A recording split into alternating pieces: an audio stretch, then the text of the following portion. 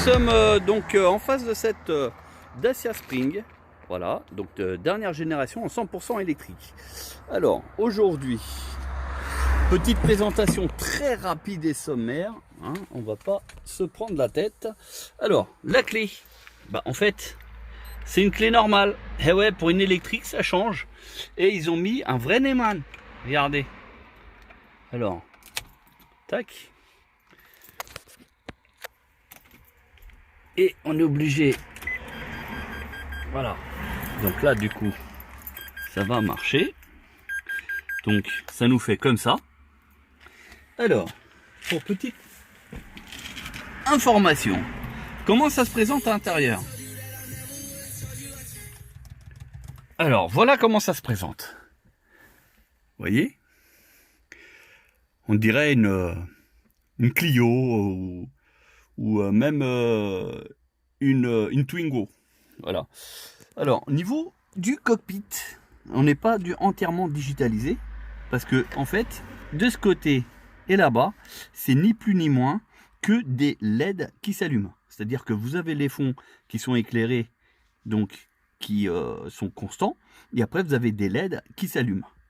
Et après, juste la partie ici centrale, qui elle est tout simplement en mode digital. Là, bon, je coupe. Au niveau de l'information, on a ici un bouton qu'on appuie, et en fait la voiture d'emblée, elle est donnée pour faire à peu près 200 km d'autonomie. Le problème, c'est que vous voyez, j'en ai fait réellement 103 et il reste 42. Ce qui au final nous fait 145 km d'autonomie. Pour moi, donc, ça veut dire que c'est une voiture qui a la même technologie que les Twingo. Bon, ok, on rappuie. Niveau consommation, 18 kW. Donc beaucoup pensent qu'il faut consommer très peu, ce qui n'est pas faux hein, dans l'absolu. Mais en fait, la consommation ne veut rien dire. Parce que sur le ZSEV, dans cette consommation-là, on arrive à faire quand même 300 km. Voilà. Enfin, un petit peu moins en hiver, je vous l'accorde. Et un petit peu plus en été. Je remets le contact parce que là, c'est le mode... Voilà, tout ça, c'est que des LED, hein, vous voyez. Voilà, ça se présente comme ça. Bon, c'est pas mal. À savoir que là, on est déjà dans une version haut de gamme. C'est-à-dire qu'on a le GPS, on a la clim, ici. On a même l'imitateur de vitesse. On a le régulateur de vitesse au volant, s'il vous plaît. On a même condamnation des vitres électriques, ici. Radar de recul, ici. Allumage automatique des phares. Essuie-glace automatique à l'avant et à l'arrière dès qu'on met la marche arrière. Voilà. Et bien sûr, les vitres électriques à l'avant. Voilà. Et le mode éco pour la conduite. Donc là, vous voyez, j'ai appuyé, ça l'a retiré. Je rappuie, ça le remet. Donc, quand je l'enlève, vous voyez, ça enlève seulement 6 km. C'est-à-dire qu'en mode normal, on fait seulement 6 km de moins. Là, je le remets. Tiens, c'est bizarre parce qu'il dit qu'on fait seulement 1 km de plus. Bon, peu importe. Au niveau du levier de vitesse, bah, ça se passe comme ça. Vous tournez la petite bagouze, tout simplement. Et sur ce modèle-là, on a même une caméra de recul. Et oui, regardez. Tac. Pam. Alors, pour ceux qui se plaignaient des caméras de recul de chez MG, bah vous voyez là, chez Dacia, bah c'est pas mieux. Après, ce qu'on demande, c'est que ça fonctionne. On s'en fout s'il y a une fourmi qui est en train de passer. Voilà, ça c'est la petite info. Pas de CarPlay pour ce modèle, hein, on est d'accord.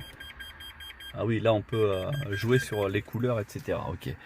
Voilà, sinon il n'y a pas de CarPlay. C'est très très sommaire. Plastique rigide partout. Là on a un petit peu un effet laqué.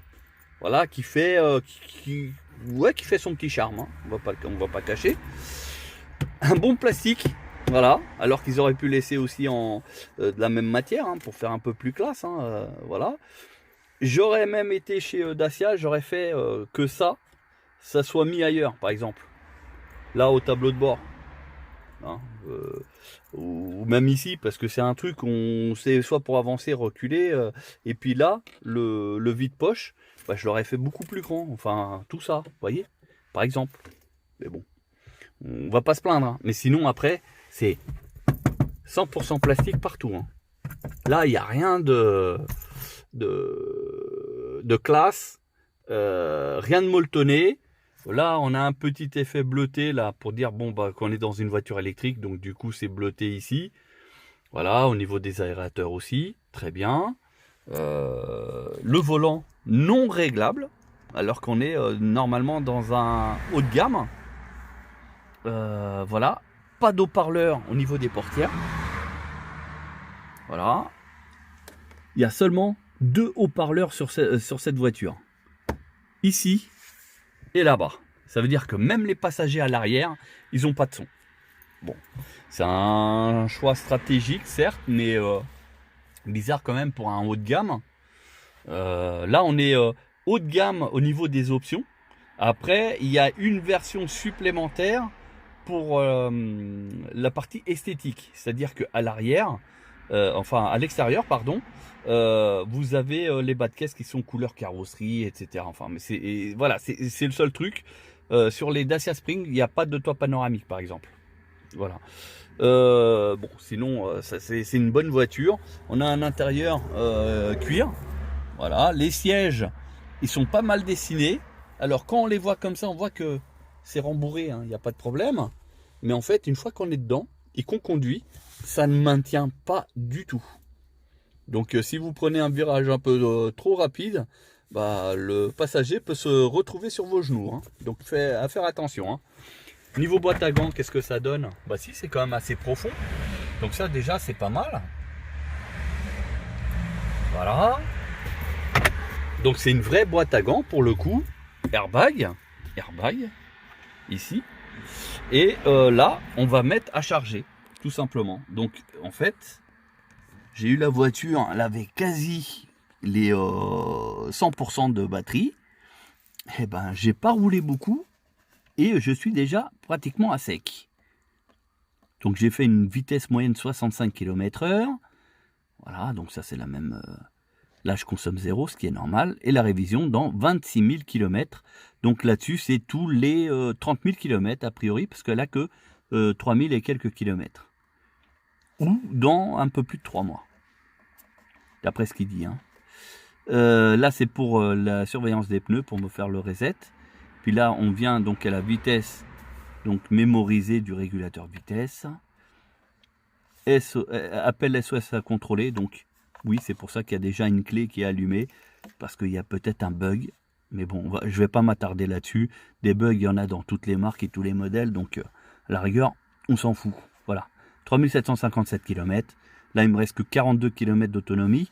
Donc là, je vais la mettre à charger. Ici, c'est le niveau à carburant qui est ici. Et là, c'est au niveau de position de la boîte de vitesse. Regardez, je vais mettre sur D. Ah, c'est parce que le moteur, il est éteint. Donc, voilà. Là, je l'ai allumé. Ah, parce que la porte est ouverte. Donc, il faut que je ferme la porte. Voilà. Vous avez entendu ce bruit ce bruit bizarre. Bon.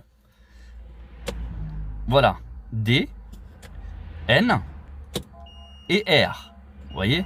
Les lumières se sont mises automatiquement en route. Comme vous pouvez voir sur la voiture de devant. Et par rapport au témoin aussi. Hein. Et puis voilà. Donc là-dessus, aucun réglage de chauffage ou quoi que ce soit. Vous voyez? Là, c'est pour le volume de l'autoradio. Écran, donc si on veut que ça soit automatique, jour, nuit, enfin bref, si on veut la caméra de recul ou pas. Connectivité, bah voir quels sont les appareils qui sont branchés dessus. Voilà. Et puis système, bah, c'est tout simplement la langue, l'horloge, réglage d'usine et c'est tout. Il n'y a pas plus. Hein. Version du système, bon bah on regarde. 1.0.15.0, donc ça veut dire qu'au mois de février 2022, c'est cette version là. Après je sais pas ce qu'il y a comme Ah oui, et puis 933 pages, c'est bon, je crois que on va éviter. Alors, qu'est-ce qu'il y a d'autre? Le téléphone. Donc ça marche. Je l'ai fait travailler, ça fonctionne très très bien. Les personnes nous entendent bien sans aucun problème. Donc ça, c'est une bonne chose. Niveau du média, donc là, c'est pareil. Le Bluetooth fonctionne très bien aussi. Donc voilà, tout ce que vous avez, à savoir que vous avez la prise ici, USB et auxiliaire, plus le Bluetooth. Voilà, auxiliaire. Donc vous pouvez brancher un iPod. Après, je sais pas si ça lit des disques durs externes, mais les clés USB, normalement, il n'y a pas de souci. Donc ça, le Bluetooth, donc ça fonctionne bien.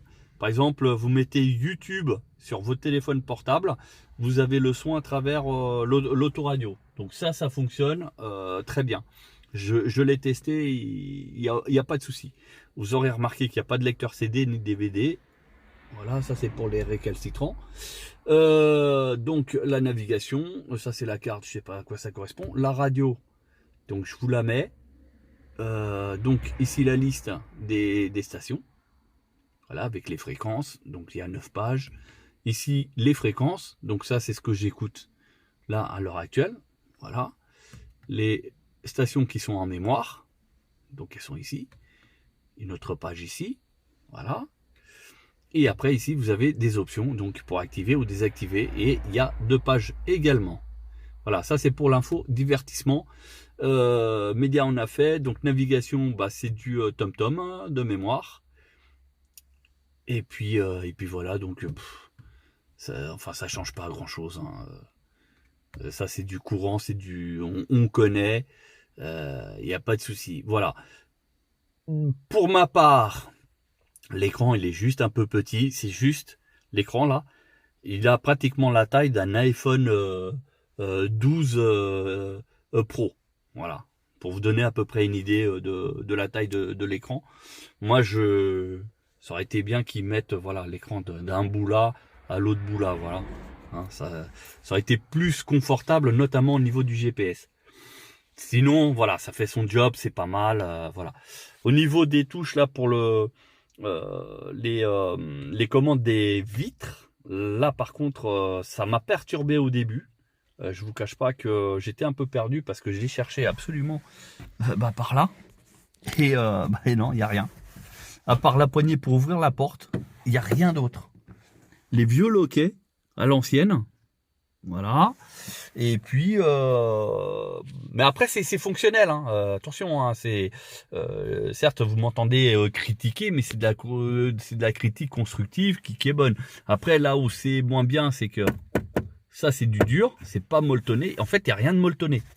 Le volant, il n'est pas réglable en hauteur. Le volant, il est vraiment en plastique. C'est même pas une imitation cuir ou quoi que ce soit. C'est vraiment un plastique bas de gamme. Hein, on le sent au toucher, hein, de toute façon. Après, voilà, c'est du plastique partout. Il y a même les rétroviseurs électriques. Voilà, donc ça c'est pas mal. Voilà. Niveau assise, position de conduite, c'est pas mauvais. Par contre, les sièges ils sont un peu fermes. En termes de confort, je trouve que c'est un peu trop dur. Voilà. Mais sinon, après, pour le reste, ça va. Et après, le truc qui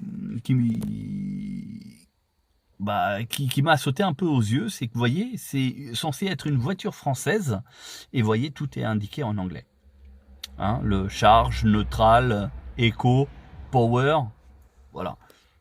Normalement, sur une voiture française, c'est en français, quoi. Mais bon, c'est pas grave. Hein. Après, il y a reconnaissance vocale. A priori, dès qu'on met le téléphone portable, on peut appeler le répertoire, des choses comme ça. Bon, c'est très bien. ESP déconnectable aussi, qui est là.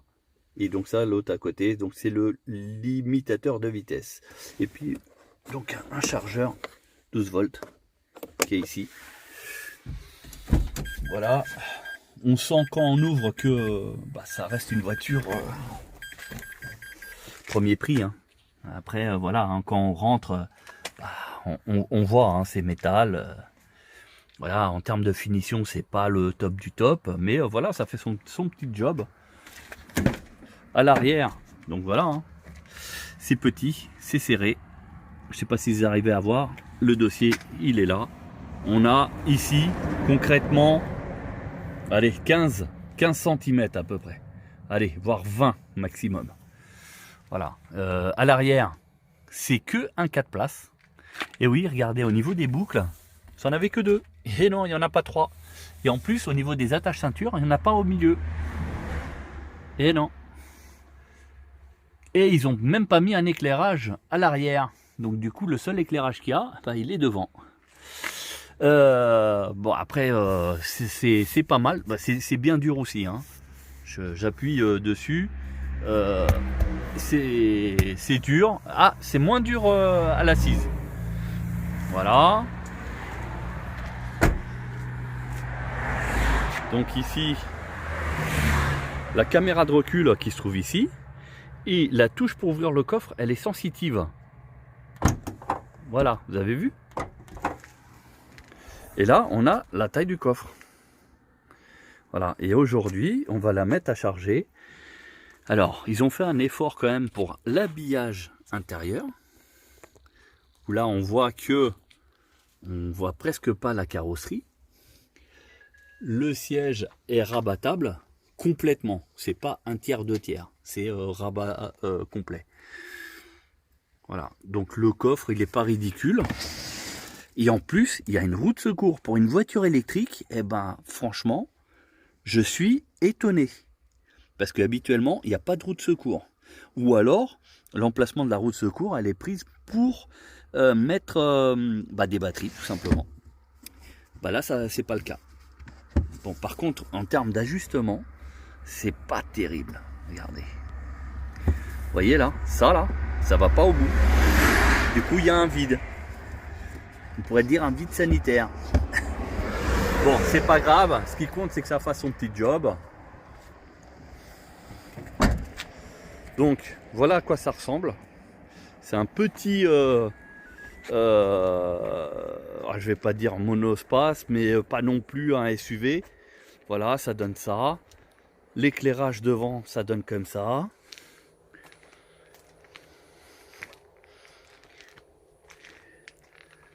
Voilà.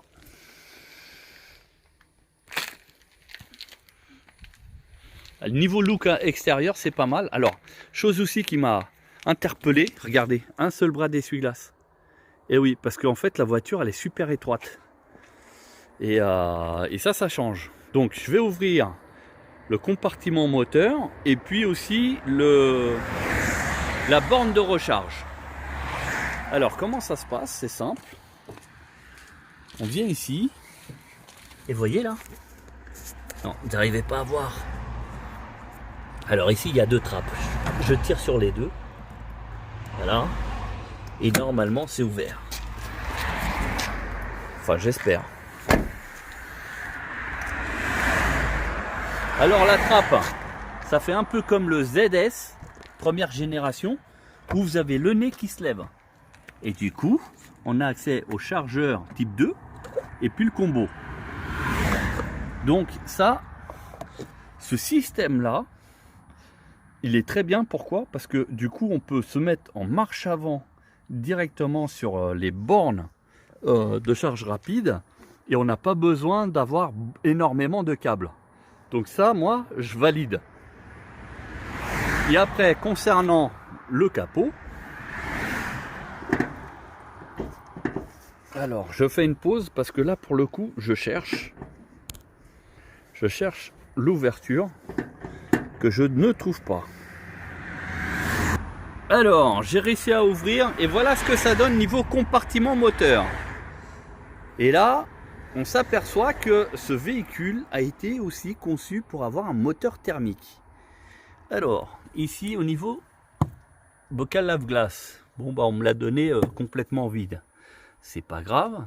Ici, liquide de frein avec son assistance juste derrière.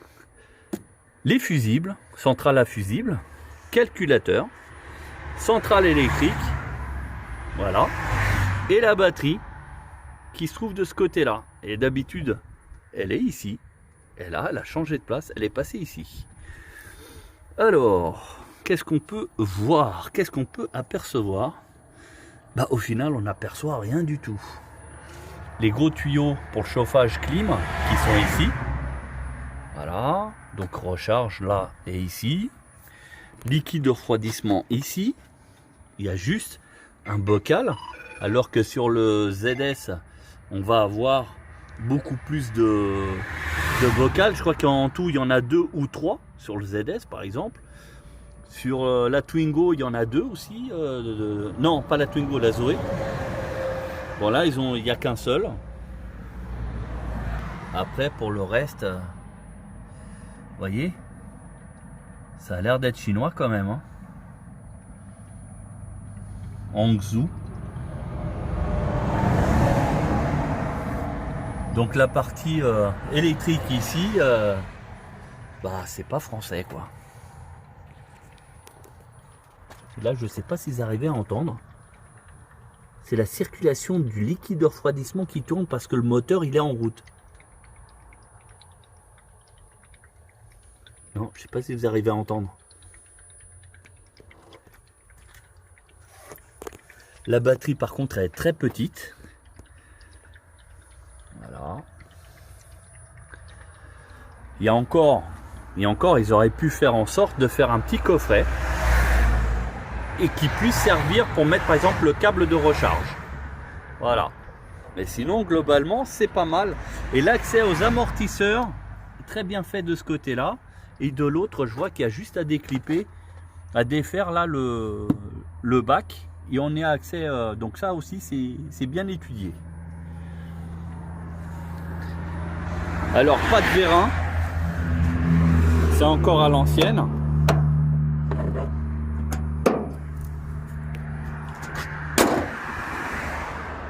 Avec les feux de jour type néon. Et puis ici, donc le nez pour recharger et je vais le mettre à charger. Voilà, donc si cette vidéo elle vous a intéressé, n'hésitez pas à vous abonner parce que d'autres vidéos vont suivre sur cette voiture. Allez, à bientôt.